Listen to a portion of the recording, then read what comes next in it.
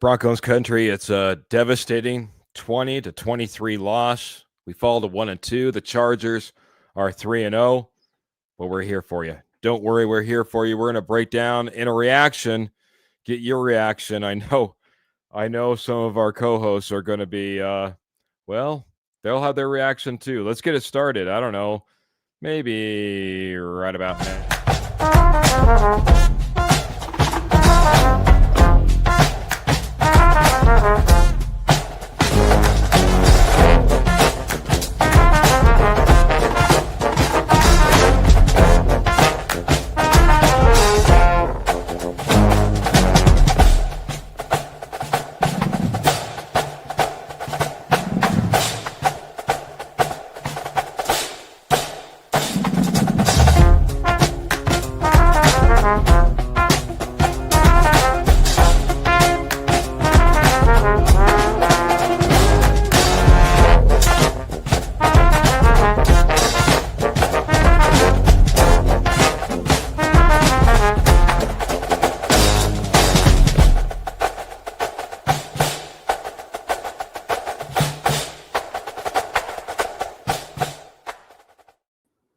Broncos country, welcome into the Denver Bronco Roundup podcast, brought to you by Rocky Mountain Sports Network, sponsored by the amazing Morgan Trinkets. We're in here after, let's just face it, it's a heartbreaking, it's devastating. It's, I don't know how else it takes all the wind out of your sails, man. Everything that you thought positive about the Broncos, just feels like a letdown at this point in a 23-20 loss. My name is Keith Brugman. I'm going to be along with you for the ride as we go post-game reaction, but I'm not alone. I'll go quickly around the horn.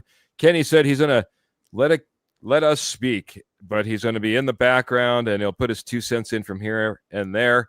Kenny, though, welcome to the show. How you doing, my friend? Thank you. Tough loss, guys. Tough loss, posse. Hang in there. The team played hard and they didn't play their A game and still were in that game and leading into that fourth quarter. I do want to point two things out real quick. Okay. A lot of people did not want Amarion Hampton. Harris goes down, 19 carries, 70 yards, touchdown, had 3 catches for 56 yards. And how about Rondé Gatson, the tight end? They addressed tight end in the 6th round. He had 4 big catches for 56 yards. Where's Caleb Lohner? Might not even make a field this year. And where's RJ Harvey? 2 rushes, 2 yards. Not good, George Payton. I will be coming after you in the near future. Not good. There you go. Kenny's going to get his 2 cents in along the way. We'll hear more from him along as we go. But, got to give it out. Go Trevor. Ernie Mays is coming in here. He's got a fan on the show. Trevor, welcome to the show. How you doing, my friend? Well, I wish it tough times, Keith. I'm not going to lie. I mean, it's not something I want to predict. Obviously, we all want the Broncos to be successful. But here's the thing. I mean, what it comes down to is this offense didn't show up. Once again, I mean, you can punch the defense and whatnot. Justin Herbert and the Chargers, they're going to figure it out. They're going to score points. I'm tired of relying on the defense every single week. Why?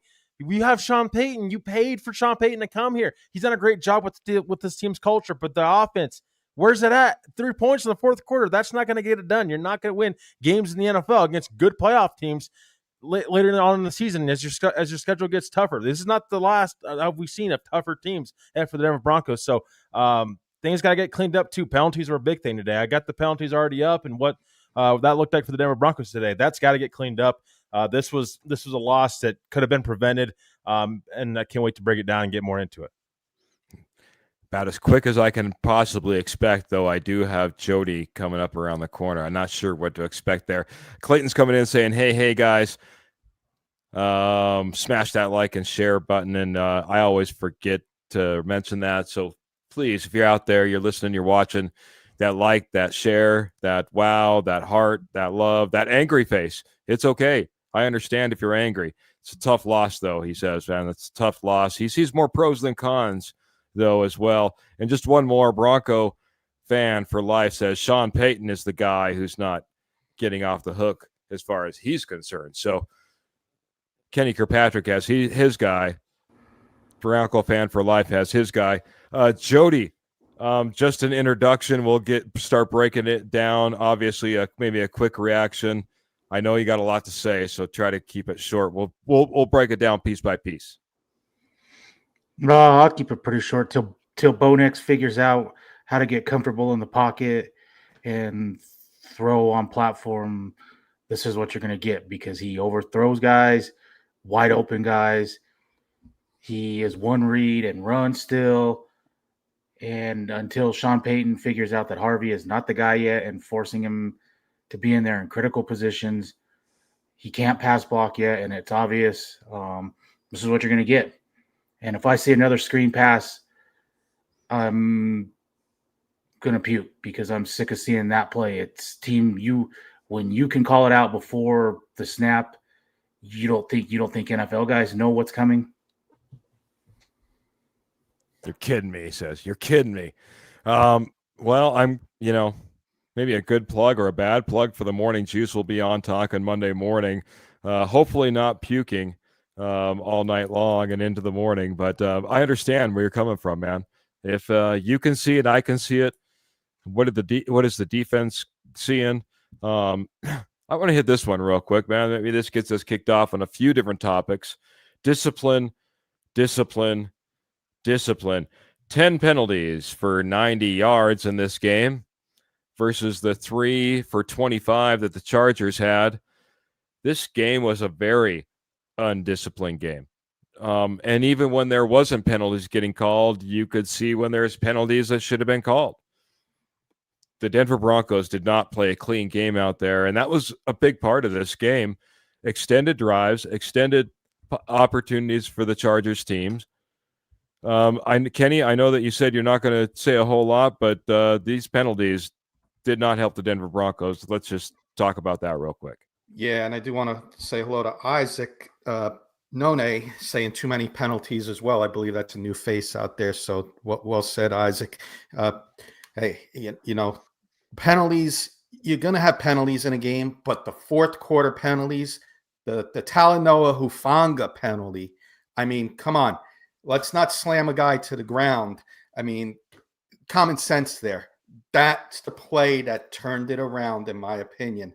That 15-yard penalty after the catch, that's what hurt. You tack 15 yards on there.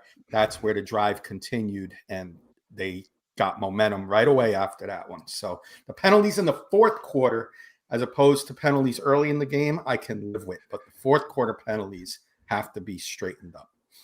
Very good. Garrett Bowles, another one with the face mask, that personal foul. Oh, yeah. Like I said, all throughout the game, really even to begin off, a penalty extended a drive for the Chargers right off the bat. Next thing you know, it's a big play down the field. They're in field goal range already. So penalties. Can't believe I'm doing this. Trevor, I'm going to go to you. The Herbert hype train is coming in here. And he's going to be the positive for us. So we need to get on the positive side. He said, good game, go Chargers, but you were tough. That D-line took advantage of 3 of our O-line going out. Talk about this defense and that defensive front and how they were able to really get after Herbert in this game, because it was one of the highlights of this game. And thank you, Herbert Hype Train, for coming in and talking about it. But Trevor, now it's your turn. Yeah, 5 sacks on the game for the Denver Broncos. I can't wait to go back and watch and see how many pressures they're able to get on Justin Herbert in total, because it seemed like they were in his face quite often and were making life tough on him. It didn't seem like until the fourth quarter, late in the fourth quarter, is when Justin Herbert started getting to a rhythm. That's why 4th and 1, Sean, you probably should go for that a little bit more, at least give it a little more serious thought. But I thought the defense was fine. Again, it's not their A game, but got to stop relying upon the defense. Come on, guys. You have an offensive guru, or supposedly, as your head coach, and the offense just didn't do anything. They were 3 and outs left and right. They were hurting themselves. Bo Nix overthrowing. It's everything bunched into one, to be honest. And it has to stop at some point in time. And if you're going to win football games in the playoffs, you're going to have to score points. It's just what it is. Your defense can make key stops and whatnot, but your defense can't do it all the time. Your defense wore down as the fourth quarter went down. Justin Herbert started figuring your defense out, and they started moving the football. It's exactly what happened. in this game. And it's unfortunate because I think this is a game where you needed to have this game, especially if you're going to win the division. So tough game all the way around. Offense has got to be better. Yeah, essentially really 2 games down and almost 3, figuring now you have to try to tie them in division wins at best within the regular season. Paul's coming in saying, but dang, we had him. I'm going to hit this one really quick, and I see Phil's coming in as well. He says, Bo did okay using his legs, guys. I really want to see more from him, though. Jody lines up perfectly for you because I know you were talking earlier. He wants to see a little bit more from Bo Nix. What do you want to see from Bo Nix? Because I know you were pretty critical before we hit the air. We heard all off season that he worked with Drew Brees and all these throwing guys or whatever. Well, he didn't work with someone to maneuver in the pocket and be comfortable in the pocket because Bo Nix is uncomfortable in the pocket. Even when he drops back and he rolls up in the pocket, it's not like a slide or a shuffle or anything. It's like he's setting himself up to throw off balance every time. None of his throws are on platform. They are off balance. His deep throws, that's why he's missing them, because he's throwing off balance. He's throwing off platform. And it's going to be a problem until he fixes that. This offense is going to be what it is. And this goes back. This is on Sean Payton. Like Trevor said, he's supposed to be this quarterback guru and all this. Well, why haven't we figured out how to get him comfortable in the pocket? He's supposed to be this most accurate guy and all this, and we don't want to take away his running ability and all that.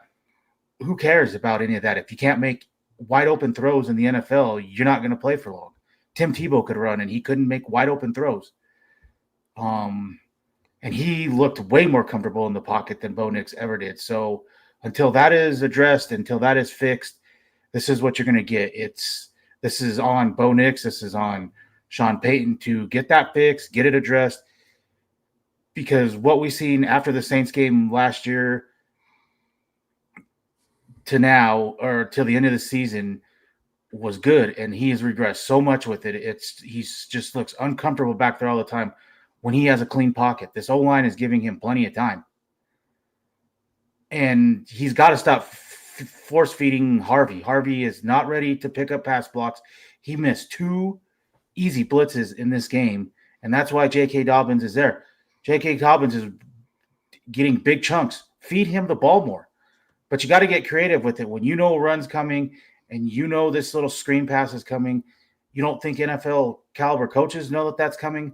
It's getting old. It's getting old, and this is why Nix is at the bottom of every statistical category other than touchdowns, because it's not good right now. And until that's fixed, it'll be the same. You'll see the same thing every week. Inconsistency. Whew. Coming in with some heat, but I mean, understandably so. I mean, I haven't seen Bo Nix looking calm, poised, confident, sitting in the pocket, delivering from a good base, a good stance, good platform. Forget about on time or on target. Let's just get him settled in the pocket to where he has a chance to do that on time, on target. I think he brings some good points up there, buddy. Phil McLaughlin's bringing in some good points and dropping 200 stars while doing it. Says, good afternoon. Good afternoon, Keith, Rocketman, Judge, and Kenny. How many games are we going to lose because of the defensive penalties in the last minutes? Plus, coaching sucked in the fourth again. Trevor, I'll go back to you on this one, man. How did you feel about the coaching in general? And I see Isaac, he's right in there behind. He's talking about I got to get to my good friend Patrick. It's like maybe it's aloha on the goodbye side to Vance Joseph in his mind.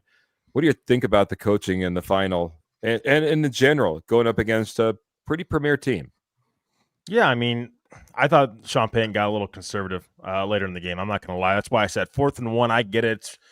I mean, if you don't pick up that, you're giving the Chargers really good field position there. But, I mean, you don't give just give Justin Herbert back the football and let him get comfortable. You've been in his face all game long. I just disagree with that play call. I was wondering, I was like to myself, I was like, 4th and 1 and you punt it.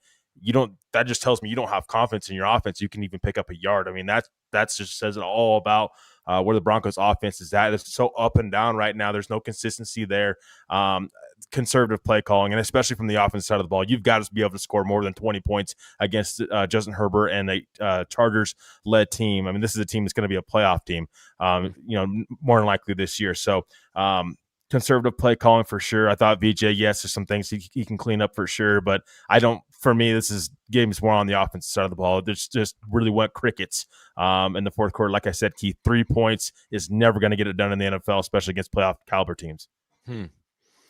I look at it kind of on the opposite side of things, man. I understand that Bo Nix didn't perform, but this is a game that I think that you want your defense to stand up and really show out. They give over 300 yards up to Justin Herbert. They give over 75 yards up to the rookie Amari Hampton, basically doubling his output on the year. I know Najee Harris went out, and thoughts and prayers to him.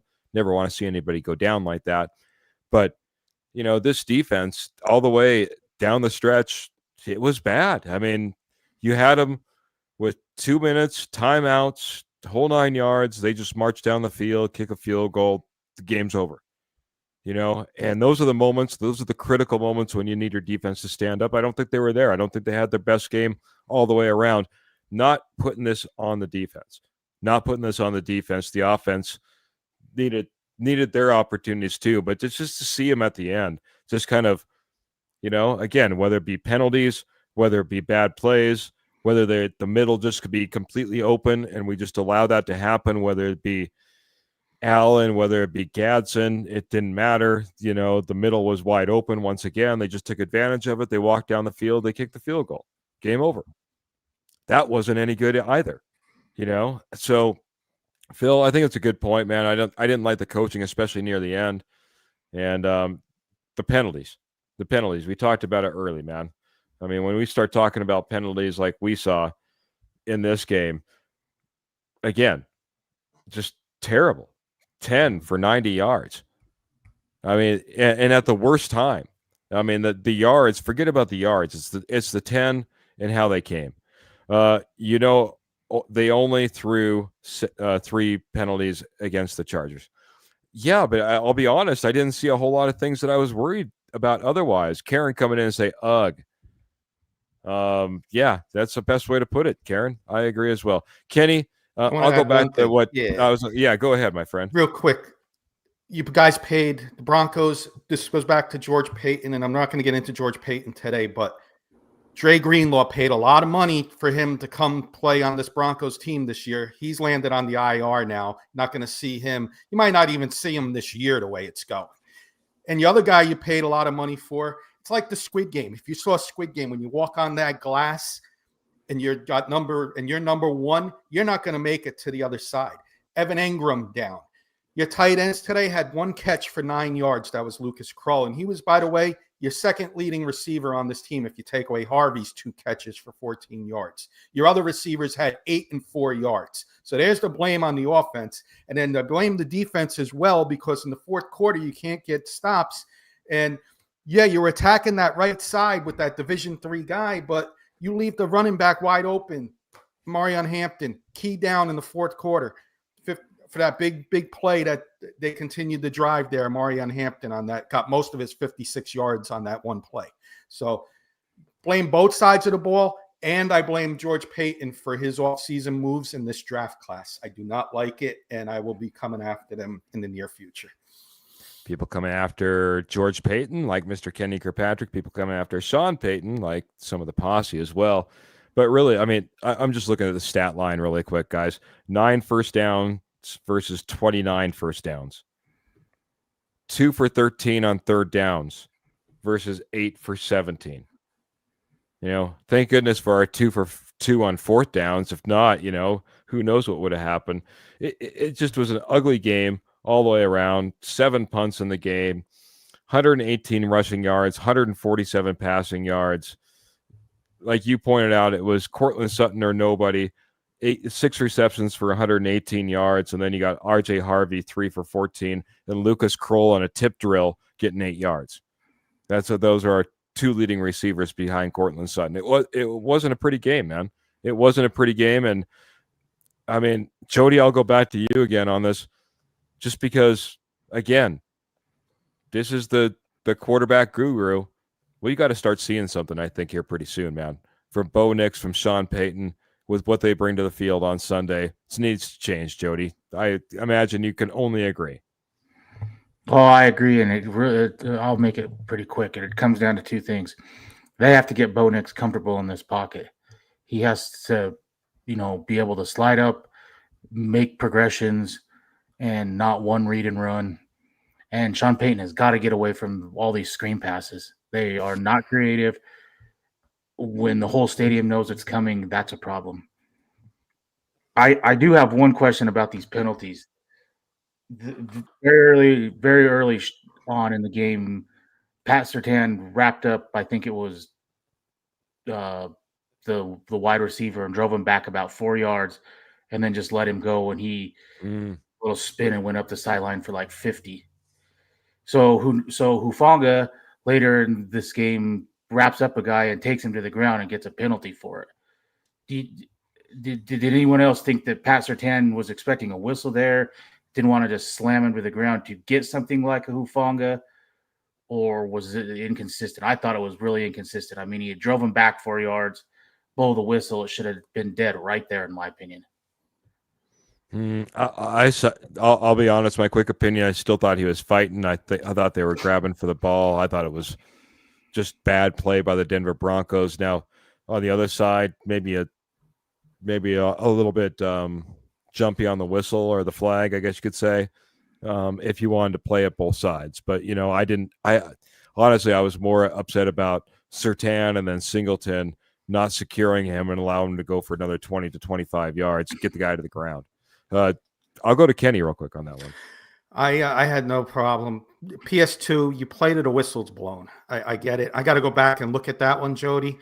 As a Giants fan, I saw a similar play last week with Drew Phillips tackle CD Lamb, even less impact than what Hufanga did. So I personally knew from seeing last week's game that they were going to throw the flag. I think it was the way he tackled him, Jody, how he took him to the ground like a wrestler is why they called the flag, not because he, just the aggression of how he tackled him.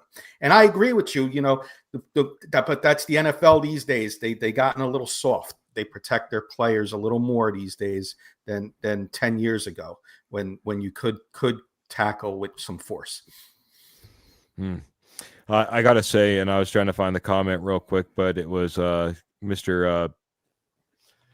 Patrick Wilsey who dropped 50 stars when he was coming in here and saying that VJ needs to go. And I know that there was some calls about maybe Vance Joseph being replaced from our good friend, cousin in the industry, Mr. Kurt Valente.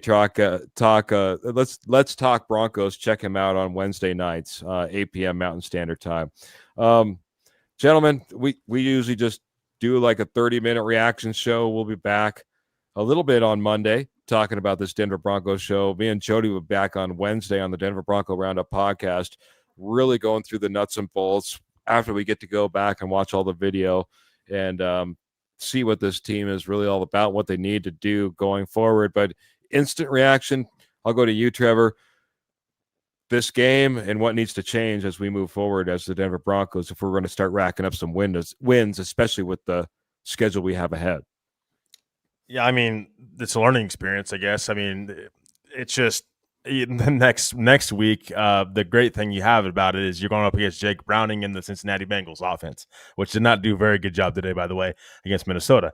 That's one of the best things you can do. Jake Browning's turning the football over quite a bit, so that's a matchup that I actually think that Denver has a really good chance to win. I know I predicted them to lose this game, but I think there's a good chance they bounce back next week.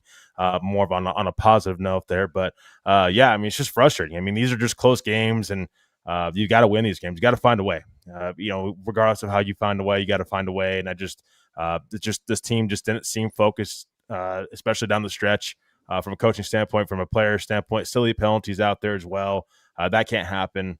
So hopefully they get it all out now And going forward, I mean, again, the schedule doesn't get much easier. You have Jake Browning next week, but then you got the Philadelphia Eagles the following week. So, you really got to start cleaning up some of these errors on both sides of the ball and just start getting things figured out. I mean, like we've said it all post-game show, Bo Nix got to be able to hit those deep balls. I mean, I'm going to go back and watch the film. It was really tough to watch today. Bo just not be able to set his feet and connect with his wide receivers. Those are big plays that can really change the game. And it's just unfortunately he cannot hit that right now. I mean, are we seeing a sophomore slump from Bo Nix? Hopefully not, but hopefully this is something they can learn from and move forward with. But all in all, a little bit of a disappointment because you got to win this. You got to win division games if you want to advance.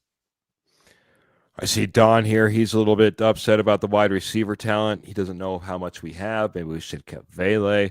But do you want to get your thoughts, Jody, as we're getting out of here? Kind of reaction, what you're going to be looking for. We're going forward if we're going to start racking up some wins. For me, it really comes down to you have to get Bo Nix settled in the pocket. And until that happens, we are going to be inconsistent as hell. Throwing off platform and these sidearm throws and different things till he gets comfortable throwing, in the pocket, which will also allow him to be comfortable throwing into NFL windows. I mean, there are guys open, but they're not 3, 4, 5 yards open that he just doesn't pull the trigger on. And I think that's part of it is he's throwing off platform and different things. And until that happens, this is what you're going to get with this offense. It is what it is because teams are not scared of Bo Nix throwing the football on them, and they will play this type of shell, take away the middle from him, and that's it. And until he can prove that he can do it, get ready for the same thing. And I mean, I wish I could tell you that it's close, but it's bad. He may be the worst starting quarterback in the NFL right now when it comes to maneuvering in the pocket. And there are probably backups better than him. Well, there are backups that maneuver in the pocket better than Bo Nix right now. It's bad, and it's going to take a lot of work. Oh, Keith, your mic. You're on mute, Keith. Sorry. Man, tough, but it's early, says Adam and Kayla, who are checking in from Florida now, not Colorado. And it is early. We'll get to review that tape and see, how far Bo Nix is. We'll be back on Wednesday. We'll be back on Monday as well, as I kind of flashed up on the screen with the comments with the morning juice. I'll go through all of that in just a moment. But Kenny, it is early, but give us your reaction, things that need to change moving forward. Right. And I know some people, maybe some of my co-hosts may not agree with me. Some people in the posse may not agree with me, but I feel if you want to be a playoff contender right now, I'm not saying you gotta go get the guy and trade first round picks, but you need to still improve this linebacker room because Stranad and Singleton, that's walking on Squid Game glass. And you're not going to make it all the way across with those two guys if Greenlaw can't come back. You need to add some depth there. We got morning juice tomorrow. I think we'll cover that tomorrow, Keith. And also tight ends. You got to improve this tight end room because look at Evan Ingram. You got to go get somebody better than Lucas Krull because if Lucas Krull's out there, you're going to have a long offensive performance. It's going to be a long 4 quarters for the offense. I seen it today, and I was a Lucas Krull supporter. That ship is sunk. Troutman penalties sunk. You need to bring somebody in and improve this tight end room because Evan Ingram is broken eggshells is an understatement. So you need to get somebody in here for depth immediately. Rodney's out there suggesting Albert. Maybe he could come to the squad. No, honestly, guys, just a reaction for me. Like I said, disappointing, heartbreaking. I expected this team to be further along than where they're at right now. The penalties were overwhelming. The offense needs to do better. Sean Payton needs to do better. I'll look at this film. I'll be coming back. We'll be coming back, bright and early tomorrow morning. We have the morning juice Monday, 7 a.m. Mountain Standard Time. come back again. Me and Jody will be in here breaking down the film, really looking at this game and seeing where the Denver Broncos are at. That's Wednesday, 7 p.m. Mountain Standard Time. Me and Trevor will be back Friday, Mountain Standard Time, 7 p.m. I see he's got his finger up. He wants to say something else. Trevor wants to say something else before 7 p.m. Mountain Standard Time on the Denver Bronco Roundup. He's throwing me off, but now he's got my attention. What do you got there, Trevor? Well, I just want to end on a positive note. I mean, this is a post-game show, and next when the Broncos play at Cincinnati, actually be a Monday night football game, so that'll be great to see the Broncos on prime time. But I'm just going to leave Broncos country with this positive note going forward, because I think Denver's going to bounce back. Again, I predicted the Broncos to lose against the Chargers, but I did that because not only because I think Chargers are a playoff caliber team, but also you have Cincinnati the following week. I think they're going to bounce back. You're at home, Monday Night Football. You got a little bit more prep time to prep for one only, Jake Browning. I mean, 1 touchdown, two interceptions today. Only scored 10 points against the Minnesota Vikings. Vikings scored 48 points. I mean, that's something to take forward with Denver, the Denver Broncos do next week, because I think that you have a great chance to bounce back. And that's just on a positive note, just your next opponent to look forward to. Jake Browning's also just been really turnover prone lately, so I do expect some turnovers in that game. But I just want to be on a little bit of a positive note going forward, because I do think that Denver Broncos will bounce back next week against the Cincinnati Bengals. And that's 48 points with Carson Wentz at quarterback. Yeah, exactly. There was a lot of defensive touchdowns for them, though. But that's besides the point. But still, that's here nor there. We'll talk more positive talk with Trevor on the Denver Bronco Roundup Friday, heading into that Cincinnati game. I think that might be a point that we can start to get a little bit more positive. But yeah, a little bit of a letdown here. Try to leave it on a positive note. Hey, if you don't know. And by the way, Posse, appreciate you. That's you, everybody that we've been flashing comments up on the screen. Hopefully reading as many as we possibly can in this reaction show. It's tough on the Broncos. All our expectations were high. We wanted them to be, really quite honestly, maybe 2-0, 3-0 at this point. We're 1-2. Got an uphill battle. We'll be with you all along the way. Like I said, again, Morning Juice tomorrow morning, 7 a.m. Mountain Standard Time. Denver Bronco Roundup Wednesday, 7 p.m. Mountain Standard Time. And again on Friday, Denver Bronco Roundup, 7 p.m. Mountain Standard Time. Probably won't have a post-game show on a Monday Night Football game. So we'll catch up with you soon after that. Make sure you hit the like, share, subscribe button so you don't miss when we have a breaking episode. You never know. We might be doing something breaking on the Denver Bronco Roundup on that Cincinnati game. You never know. Make sure you're along for the ride. Gentlemen, it's been a great show. Posse, you've been amazing. Appreciate all the stars that came in. Patrick Quiltsey, Mr. Who am I missing? Phil McLaughlin. All of a sudden, I've blanked your name. I knew it was 2 P's. Phil McLaughlin, Patrick Quiltsey. Appreciate you dropping stars. Gentlemen, we do need to run. We'll lick our wounds. We'll be back on Monday with me and Kenny. Can't wait to be talking more Denver Broncos football. Hopefully it's in a more positive manner as we go along. But like I said, time to roll. Enjoy the rest of your weekend. Have a fantastic start to your week. Start it with the morning juice. But we'll get out of here the way we always do. Keep your boots in the stirrups, guns in the holsters, and, of course, Denver Broncos in your heart. Until next time, have a great one, everybody. Mile High Salute.